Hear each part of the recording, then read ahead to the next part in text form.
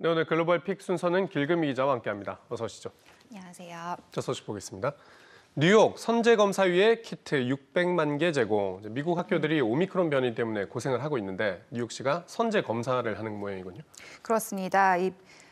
신종 바이러스 오미크론의 출현으로 미국 학교가 다시금 빗장을 걸어 잠그고 있죠. 이렇게 학업 공백이 장기화되자 더 이상 두고 볼 수만은 없다며 이번엔 뉴욕주가 나섰습니다.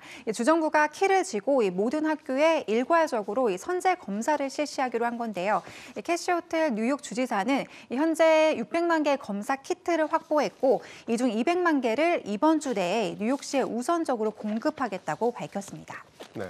그동안 미국에서 학내 집단 감염이 참 많았는데 선제 검사를 본격적으로 했다는 소식은 못 들었던 것 같습니다. 다른 주에도 영향을 주는 소식이 될까요?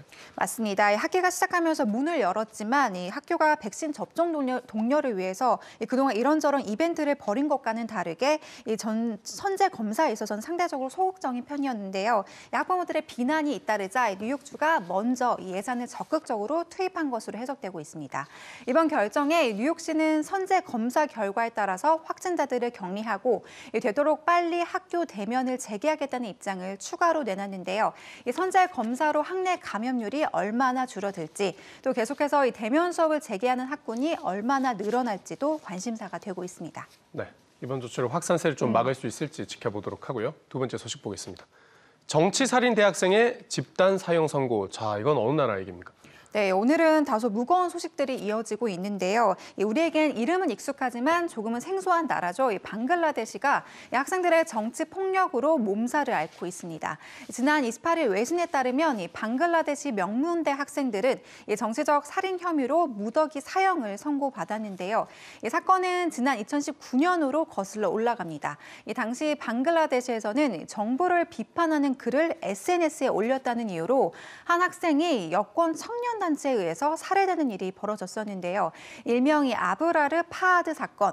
이때 살해에 가담한 용의자 20명이 뒤늦게 재판을 받고 사형 선고를 받게 됐습니다. 네, 정부를 비판했다는 이유로 사람을 죽이기까지 한 겁니까?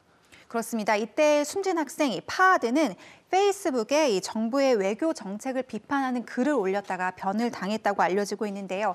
경찰에 따르면 파하드는 숨지기 전 6시간가량 집단 구타를 당했다고 합니다.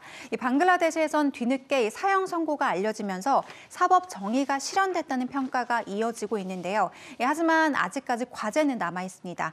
폭력적인 학내 문화가 빈번하다 보니까 비슷한 사건이 언제든 재발 가능하다는 건데요. 학생들은 여전히 선배들의 의한 폭력이 만연하고 교내 총기 소지가 가능해서 근본적인 해결법을 찾아야 한다고 호소하고 있습니다.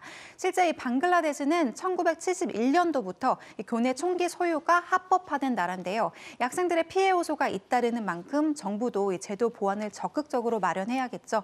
또 다른 억울한 희생은 없어야겠습니다. 네, 폭력 사건이 발생했던 방글라데시 소식이었습니다. 마지막 소식 보죠. 미얀마의 크리스마스 비극, 유엔도 나서 민주화 운동이 벌어지고 있는 미얀마인데 크리스마스 이브에 민간인 학살 사건이 또 있었죠. 그렇습니다. 미얀마 국민들 올해 최악의 크리스마스를 맞게 됐죠. 이 이브의 군부에 의한 학살로 최소 35명이 숨진 가운데 유엔이 인권 유린을 규탄하면서 이 철저한 조사를 촉구하고 나섰습니다. 유엔이 이렇게 강력하게 나선 데는 이번 희생자 가운데 어린이뿐 아니라 이 구호단체 직원들까지 포함됐기 때문인데요. 실제 이날 이 세이브 더 칠드런 직원 2명도 실종됐다가 뒤늦게 군부 학살에 의해서 함께 희생된 것으로 알려지고 있죠. 이 마틴 그린피스 유엔 인도주의 사무국장은 일요일 성명을 발표하면서 이 강력한 유감을 표했는데요. 그는 이 국제 인도법에 따라 금지된 이 끔찍한 사건과 함께 이 미얀마 정부가 행한 민간인에 대한 이 모든 공격을 규탄한다고 목소리를 높이기도 했습니다. 네, 이렇게 분쟁 지역에서도 아이들 보육, 교육하겠다고 활동하고 있는 인도주의적인 단체 사람들까지 희생되는 일은 없어야 될 것 같습니다. 오늘 말씀 잘 들었습니다.